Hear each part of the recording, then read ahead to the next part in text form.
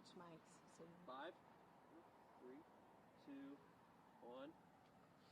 Good morning, I'm Anne-Marie Tiernan joining you live along with Bob Siegel. We are in Delphi in Carroll County where for the first time today we were able to see the suspect in the Delphi murder case, Richard Allen, head into court. There were a couple key issues that he was arguing, and Bob, tell us a little bit about the scene today and what you believe was the biggest news.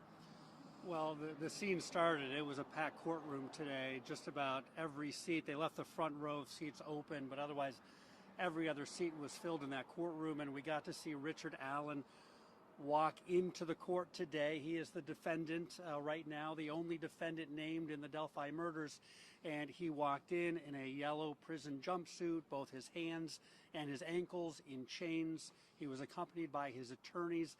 To me, the biggest moment that came out during this hearing today, which was about whether to release public records, was a statement that was made by the prosecutor. And we've heard before kind of allusions to the fact that investigators think that there might be someone else who might have been involved in the killings. And, you know, we heard at the press conference a few weeks ago, they said this is still a very ongoing investigation to see if there's anyone else involved. Today, the prosecutor told the judge, in trying to argue why the case and the records should remain sealed, he said, "We believe Richard Allen is not the only actor involved in this." To date, that is the most direct statement so far by investigators, the prosecutor, that they believe that these murders were not committed by one single person. So two big issues coming into the courtroom today. One, is the probable cause affidavit, are those records going to be released? And was he granted bail? He's being held without bail, saying that the case was flimsy against him. What were the decisions on that? Well, first we'll deal with the bail issue. It was just a request late in the day yesterday by Richard Allen's attorneys to grant bail and to ask the judge to have a bail hearing. That's actually now going to take place in February. The judge said that she will hear that. She wanted to leave plenty of time, and the court's dockets, the judge and the courtroom, the availability, it's not going to be until after the holidays and in February that's going to happen. On the issue of whether to release the documents, the judge heard from both Richard Allen's attorneys as well as from the prosecutor. She heard the evidence. She got some evidence and heard their testimony and why they think that it either should or should not be released, the probable cause affidavit. She's taking that under advisement, and she said she will rule on that. We believe nothing is going to come out on that today. Whether it's tomorrow, whether it's after Thanksgiving, we're not sure, but we expect it to be within the next 10 days. We're used to the wheels of justice turning slowly. Yes. Thank you. I'm going to check back with you in a little bit about what happens next, but I do want to bring in, we're just going to hand over the mic here, situation like this. Thank you so much, Sam Johnson, another one of our reporters that was in the courtroom along with Karen Campbell, who's here going to be reporting as well. Tell me some of the statements that you found from the prosecutor and from the defense attorneys that you felt were most meaningful. Yeah, as Bob mentioned, there were a couple key takeaways. Obviously, one of them being the fact that the prosecutor didn't believe that Richard Allen wasn't the only one in this case. So that's one of the main takeaways. Something else to point out, too, he presented the judge 4 pieces of what he considered to be key evidence in this fight to keep these documents sealed. And one of them, the third aspect of this that he submitted, was actually a written letter from Becky Patty. And of course, that's the grandmother of Libby German. That letter was asking the judge and the court to keep those documents sealed. The other thing that the prosecutor submitted today was a petition, and it had more than 40,000 signatures on it from community members who agreed that the documents should be sealed. And one other quote that caught my attention from the prosecutor, a lot of people have been saying, you know, well, it's in the public's interest to release those documents, to unseal them so we know what actually happened. The prosecutor said that is the public interest, finding justice for Libby and Abby. He said, and if we release those documents, it could interfere, so to speak, with that investigation at this point. So that was his argument. On the flip side, a few of the key takeaways from the defense attorney, they were saying, you know, a lot of this, when you look at similar cases, past cases, This is a unique case nonetheless, but he said it's at this point causing a practical problem, is what he called it, because at this point we're creating more question and more stir about what actually happened rather than just putting the facts of the case out there. So that was one of his key arguments, of course, on behalf of Richard Allen. And their indication was that they do not have a strong case against Richard Allen. That's exactly right. And we actually got the chance to talk to both defense attorneys afterwards. And we asked them, we said, what is it in the documents that you've been able to read that points to your client? And he kind of gave us this shrug, and he said, you can answer that question when you read it for yourself too, because as they're concerned, there is not that direct evidence there. So certainly from both sides, an important day. And as Bob mentioned too, we're going to wait to hear that announcement from the judge, depending on which way she makes that order. Yeah.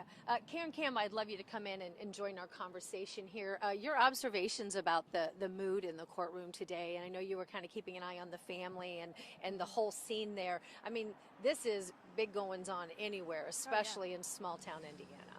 Yeah, so the mood, it was an interesting mood, right? Because security, first of all, was extremely tight. There were police officers, sheriff deputies, not just outside the courtroom, on all three levels of the courtroom, outside, inside the courtroom. The judge had requested everyone be silent. She wanted all attention to be focused on what's happening in the courtroom. Now, the families of Libby and Abby, they were seated, you know, like Bob said, in the second row. When the suspect, Richard Allen, walked into the room, he didn't make any contact with any members of the family, any members of the audience. So when you talk about the mood inside that courtroom, I mean, you could almost hear a pin drop, but everyone was so focused on what this judge was going to determine. Of course, you heard Bob say we're going to have to wait for that decision. But everyone was just so focused. Everyone was so focused in that courtroom. So that was in the courtroom. What happened afterwards? Did the family speak out? Did they have any reaction, or did they decline at this time? Well, we tried to wait for the family to come down to the first floor. Becky Patty walked past the cameras, and Samantha Johnson had asked Becky, you know, about why you wanted to keep the documents sealed. We didn't get much, you know, from the family. We didn't even see the family leave. Perhaps they didn't want to be interviewed today. Perhaps they wanted, you know, their time of peace. So. Yeah. So much build up to this time. Thanks so much, Karen, for your perspective. We're going to bring in Bob for, you know, what happens next. And I know you've been following some of the legal aspects of this case closely. And when we're talking about these documents coming out, really arguments on both sides. Everybody wants justice. They just have a differing opinion of what's the best way to get there, it seems. Absolutely. And that was really one of the more interesting parts of today's hearing. You heard the prosecutor.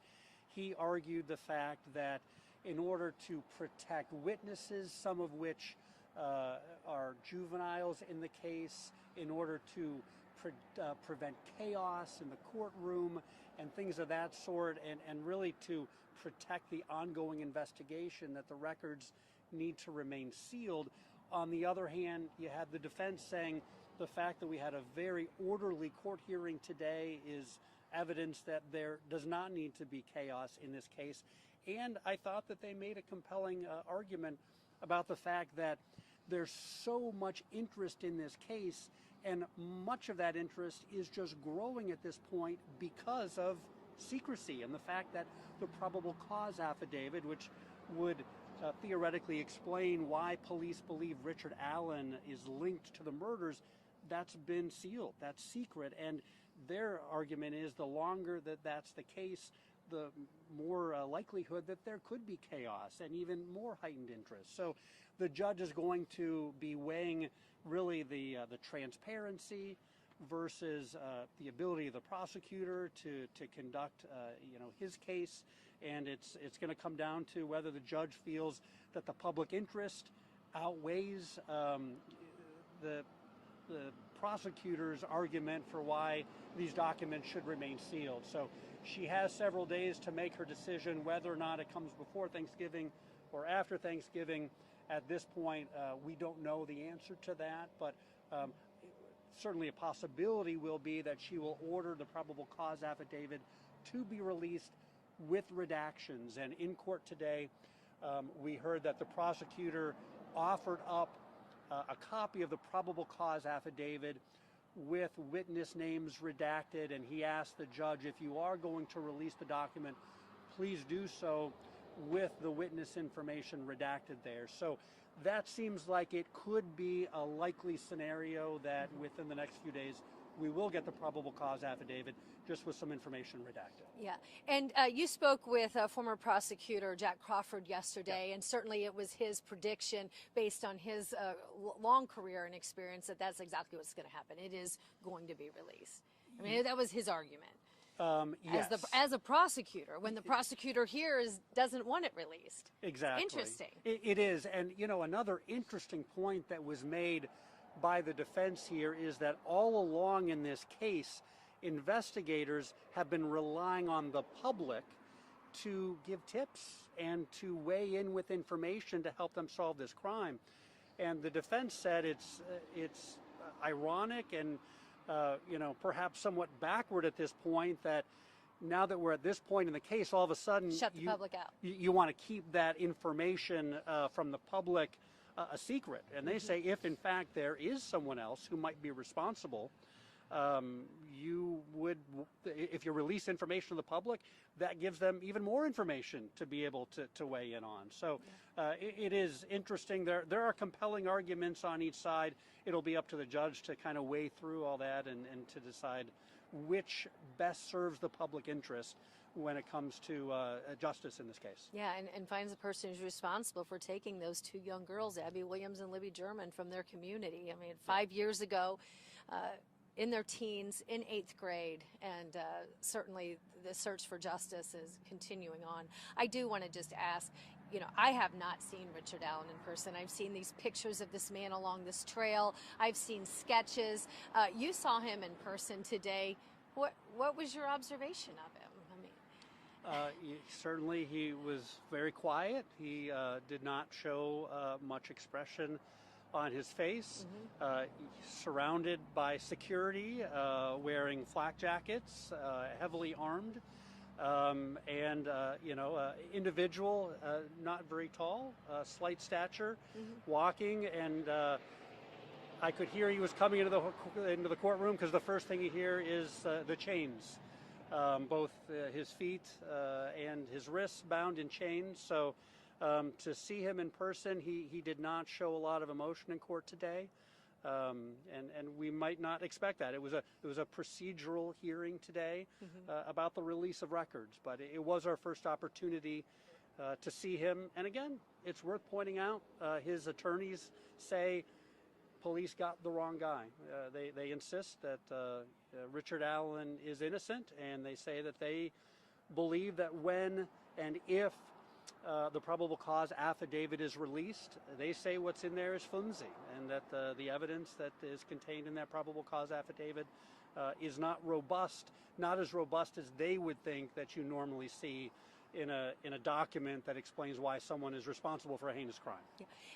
And the person who said that he did not act alone is attributed to whom today? When you said the biggest news that came out today, that was attributed to? That was Nicholas McClelland. He is the prosecutor for Carroll County, and again, he said in court today, we do not believe that Richard Allen was the only actor involved in this. So that's compelling news to come out of today's court hearing. Again, there's so much more information to be known about this case. It's in sealed documents right now. Whether or not it serves justice to be able to release those documents for the public to be able to really see what police know at that point. At this point, that's what is being decided. That's what we expect to hear from the judge in the next couple of days if she's going to release those documents. Yeah. All right. Good job. Thanks so much, Bob. And so that's the latest here from Delphi and Carroll County today, where there was this court hearing for Richard Allen. We do not have a ruling from the judge yet on the probable cause affidavit. The decision about whether or not there will be bail established for him. Just to give you a little bit of background, at first it was set for $20 million, and then that was quickly taken down, and then it was like no bail. So in the defense argument in this case is that after looking at the probable cause affidavit, their argument is that there is not a strong case against Richard Allen and that there should be bail. A decision and a ruling on that request is now, as it stands, on the court docket for February.